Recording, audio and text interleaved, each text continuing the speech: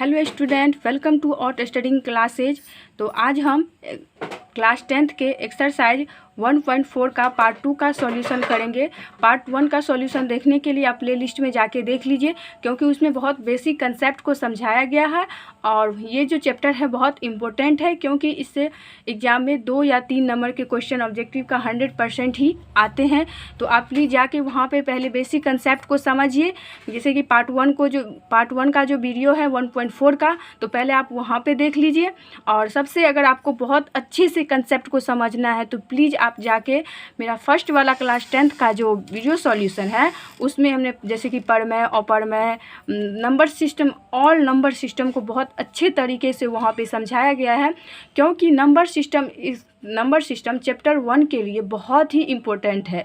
जैसे कि अगर आपने नंबर सिस्टम को ये तो मतलब बेसिक कंसेप्ट है, क्योंकि आप क्लास 5, क्लास 6, क्लास 8 में पढ़ते आए होंगे नंबर सिस्टम को। लेकिन होता क्या है, जो ये क्लास 10th में भी नंबर सिस्टम दे दिया है, तो नंबर सिस्टम जिसको अगर कुछ भी नहीं पता है तो आप पहले जो मेरा इंट्रोडक्शन वाला क्लास है तो वहाँ पे जाके आप क्लास 10th के इंट्रोडक्शन क्लासेज को आप प्लीज़ पहले वहाँ पे पूरी फुल्ली कंसेप्ट कर लीजिए, फिर आप 1.1 से इसको सॉल्व करने की कोशिश कीजिएगा। क्योंकि अभी तो मतलब कि आपके कोचिंग चल रहे होंगे, ना आपके कोई स्कूल चल रहा होगा, तो मतलब आप लॉकडाउन में तैयारी कर रहे हैं। तो लॉकडाउन में तैयारी करने के लिए आपको बहुत ही कंसेप्ट रहना होगा, क्योंकि आपको टीचर तो है नहीं जो बोलेंगे कि आप पढ़ लो या ना पढ़ो, तो आपको खुद से ही पढ़ना होगा, आपको खुद ही तैयारी करनी होगी उसकी। तो जो भी बच्चे क्लास 10th के मैथ में 100% नंबर लाना चाहते हैं, आपको यहाँ पे इस चैनल पे आपको 100% मैथ की पूरी तैयारी करवाई जाएगी। तो प्लीज़ पहले आप यहाँ पे चैनल पर जाके सब्सक्राइब कर लीजिए, क्योंकि जो भी मैं वीडियो डालूं आप तक तुरंत पहुंच सके और आप अपने क्लास 10th की तैयारी को जारी रख सकें। तो मेरा टॉपिक क्या था, जो पहले आप 1.4 का पार्ट 1 वाला वीडियो जो है वो देख लीजिए, और उसके बाद आप पार्ट 2 को देखने आइएगा। तो वहाँ पे मैंने पार्ट 1 में आधे क्वेश्चन को सॉल्व कर दिया, और इस वीडियो में हम आधे क्वेश्चन को सॉल्व करेंगे। अगर मतलब आपको यहाँ पे हम पार्ट 2 में भी बेसिक कॉन्सेप्ट को समझाने लगे तो ये वीडियो बहुत लंबी हो जाएगी। तो पहले कृपया आप वहाँ पे जाइए और पार्ट 1 का सॉल्यूशन देख लीजिए, और जो अपने पढ़ाई के लिए बहुत सीरियस है वो पहले जाके इंट्रोडक्शन क्लास देखें, उसके बाद 1.1 को बनाएं शुरू से, एकदम बेसिक से। आप मान लीजिए कि आप सबसे पहले इसी वीडियो पे आए हैं, तो आप पहले आज से निश्चित कीजिए कि आपको क्लास 10th में 100% मार्क लाना ही है। अगर आप 100% मार्क मैथ में नहीं लाते हैं, या मतलब कुछ भी, मतलब कि आप सिर्फ पास होना चाहते हैं, तो आप कैसे भी तैयारी करके, आजकल तो ऑब्जेक्टिव का है, सब्जेक्टिव का है, तो आप कैसे भी करके पास मार्क तो लाइएगा। लेकिन जो भी बच्चे मैथ में इंटरेस्ट ले रहे हैं, उसको मैथ में पता है कि मैथ में मुझे 100% मार्क लाना होगा, तो प्लीज़ आप पढ़ाई को बहुत सीरियस से लीजिए, और सबसे शुरू से इंट्रोडक्शन क्लास से ही आप पहले वीडियो को देखें, और उसके बाद आप समझने की कोशिश करें। क्योंकि आप जो भी बच्चे शुरू से समझेंगे उसको इस चैप्टर में कोई भी कन्फ्यूजन या कोई भी डाउट या कोई भी कुछ भी दिक्कत नहीं है। हम कोशिश करेंगे कि आपको कोई भी मेरे वीडियो में आपको डाउट नहीं हो। मैं कुछ बहुत बेसिक से बेसिक समझाने की कोशिश करूँगी, बहुत अच्छे तरह से एक्सप्लेन करने की कोशिश करूँगी, ताकि आपको बहुत अच्छी तरह से समझ में आ जाए। तो आपसे रिक्वेस्ट है कि आप पहले जाके 1.4 का जो पार्ट 1 का वीडियो है आप पहले वो देख लीजिए, उसके बाद पार्ट 2 पे आइएगा, क्योंकि वहाँ पे यहाँ इस चैप्टर में शांत अशांत ये सब जो क्वेश्चन है उस सबको हम बहुत डिटेल से समझाए हैं। तो प्लीज़ आपसे रिक्वेस्ट है कि आप पहले पार्ट 1 का सॉल्यूशन देखें, उसके बाद ही इस वीडियो पे आया। चलिए अब हम क्वेश्चन को स्टार्ट करते हैं। तो देखिए क्या क्वेश्चन है। जैसे कि यहाँ पे देखिए, ये जो 5 नंबर का है, यहाँ 5 तक हमने पार्ट 1 के वीडियो में सॉल्व कर दिए थे, और उसमें कुछ बेसिक कंसेप्ट भी बताए हुए थे। तो आज हम 6 से स्टार्ट करेंगे। कहाँ से? 6 से स्टार्ट करेंगे, और इस चैप्टर को पूरी क्लियर करेंगे, एंड करेंगे, और फिर हम कल से अध्याय 2 चैप्टर 2 को स्टार्ट कर देंगे। तो चलिए आज हम क्लास 10th के चैप्टर और एक्सरसाइज 1.4 का 6 नंबर से क्वेश्चन को सॉल्व करते हैं। अगर आपको 1 से शुरू से चाहिए तो आप पहले जाके पार्ट 1 वाला सॉल्यूशन देखिए, उसके बाद आप पार्ट 2 पे आइएगा, बहुत अच्छी तरह से समझ में आए। तो चलिए हम सबसे पहले स्टार्ट करते हैं।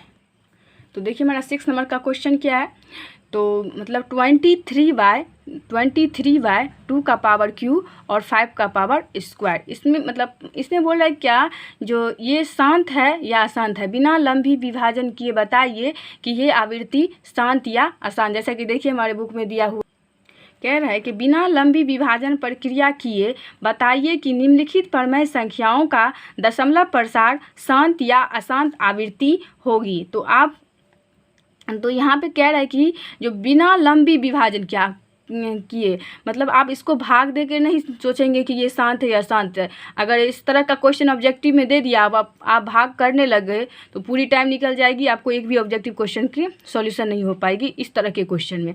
तो चलिए इसका हम एक ट्रिक है जो कि हम पार्ट 1 में भी बताए हैं और यहाँ पर भी बताते हैं पार्ट 2 का, जो हम कैसे किसी को पहचान लें और उसको बस कह दें कि ये शांत है और ये अशांत है। तो चलिए आज हम इसका सॉल्यूशन करते हैं।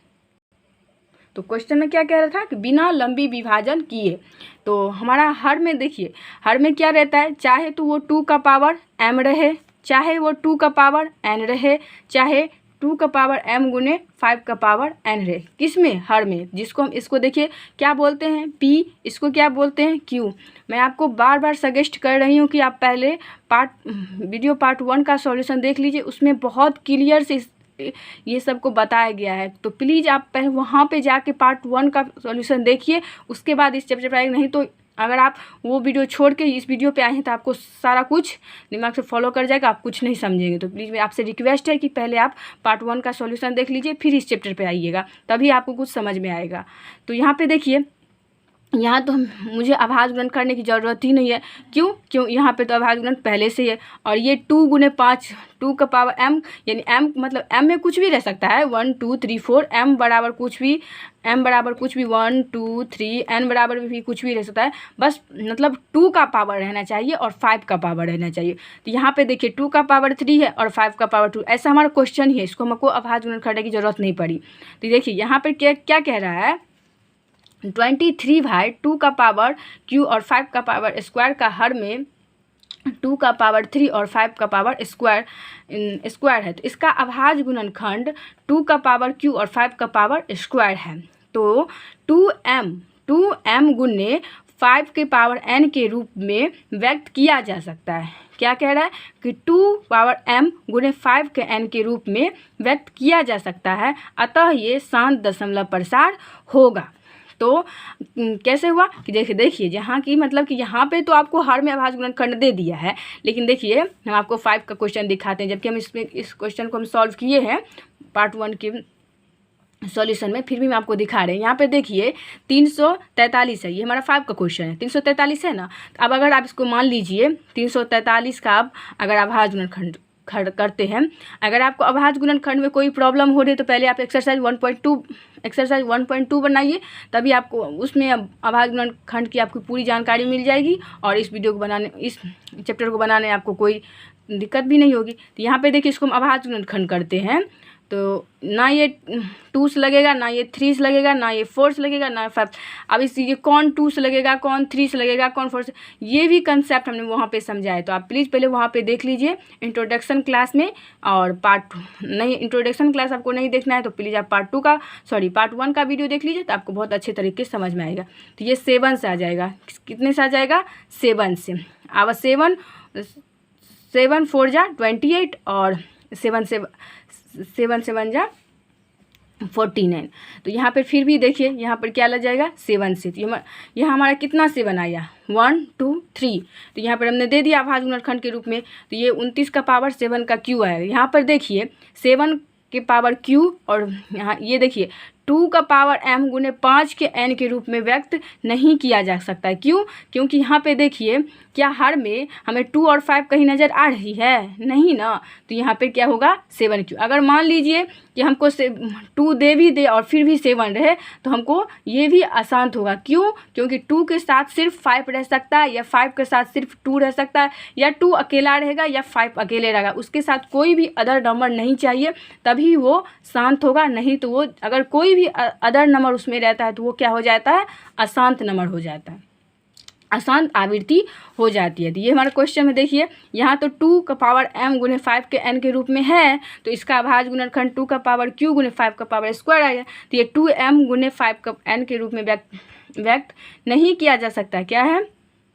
सॉरी, इसमें व्यक्त किया जा सकता है, अतः ये क्या है? शांत दशमलव प्रसार है। अब देखिए हमारा 7 का क्वेश्चन क्या कह रहा है। 7 के क्वेश्चन में मुझे अभाज्य गुणन करने की ज़रूरत नहीं पड़ेगी क्योंकि यहाँ पे तो अभाज्य गुणनखंड है। तो यहाँ पे देखिए 2 का पावर स्क्वायर, सब बस आपको शांत और अशांत के बारे में पूछा जाए क्वेश्चन में तो आपको हर पे ध्यान देना है। किसको? हर पे, और उसका अभाज्य गुणनखंड करना है। तो यहाँ पे देखिए 2 का पावर स्क्वायर गुने 5 के स्क्वायर 7। ठीक है भाई, 2 का पावर स्क्वायर भी है, 5 का पावर 7 भी है, लेकिन ये 7 का पावर 5 कहाँ से आ गया? ये क्या हो गया? ये अदर नंबर इसमें जाके ऐड हो गया।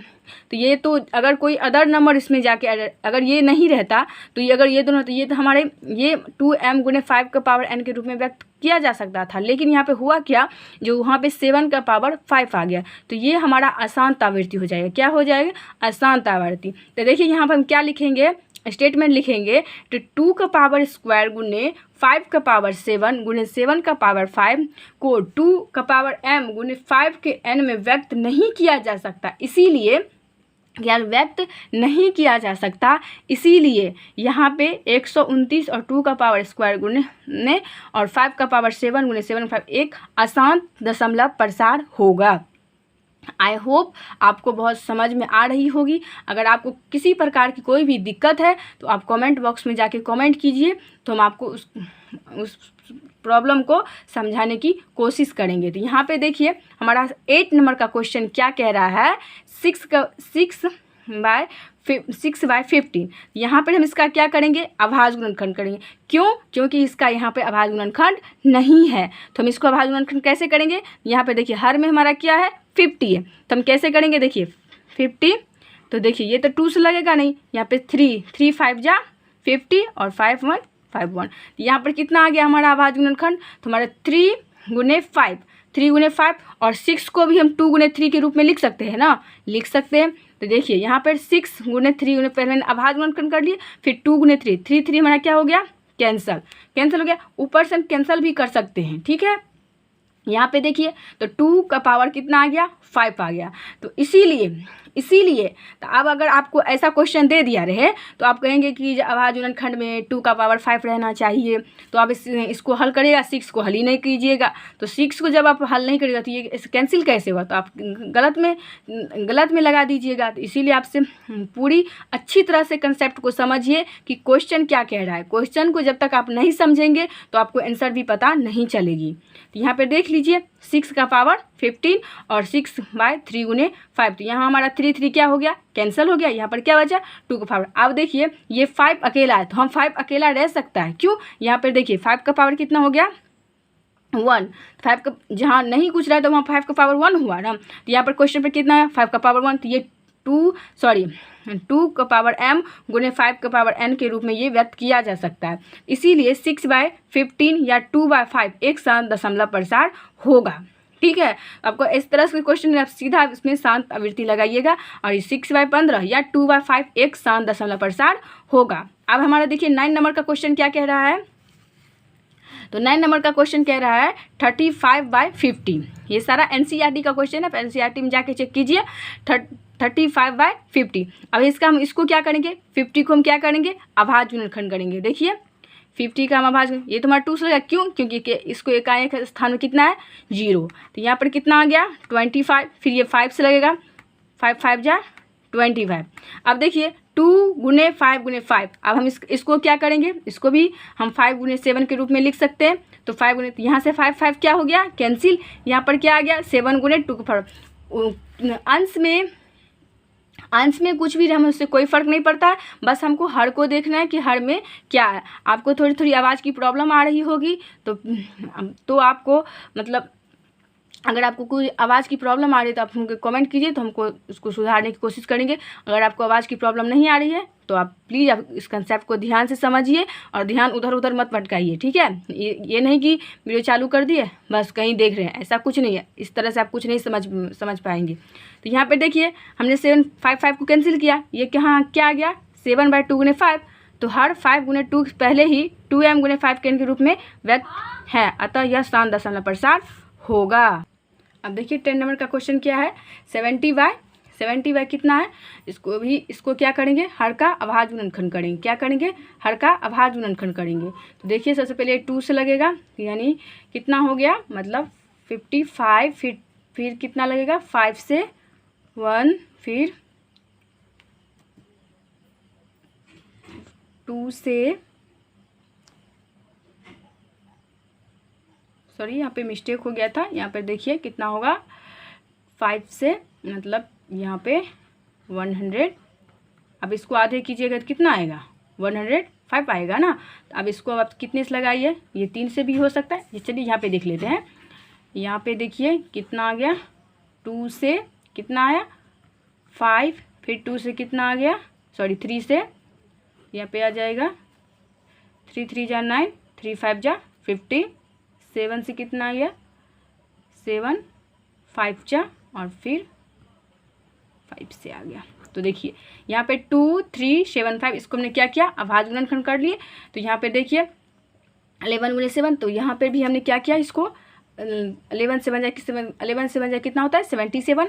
तो यहाँ पे हमने 7 को क्या किया, कैंसिल किया। तो यहाँ पर हमारा कितना आ गया 2 5 × 3। यहाँ पे देखिए 2 5 तक तो ठीक था, लेकिन यहाँ पे 3 आ गया, यहाँ पर कोई अदर नंबर आ गया। तो इसलिए क्या होगा, यहाँ पे यह एक आसान आवृत्ति हो जाएगा। तो यहाँ पर देखिए, यहाँ पर क्या लिखेंगे स्टेटमेंट में, जो हमारा भिन्न है, ये में हर 2 × 5 × 3 को 2m × 5 के पावर n के रूप में व्यक्त नहीं किया जा सकता, इसीलिए यह एक आसान दशमलव प्रसार होगा। तो चलिए अब हम दूसरा का क्वेश्चन देखते हैं।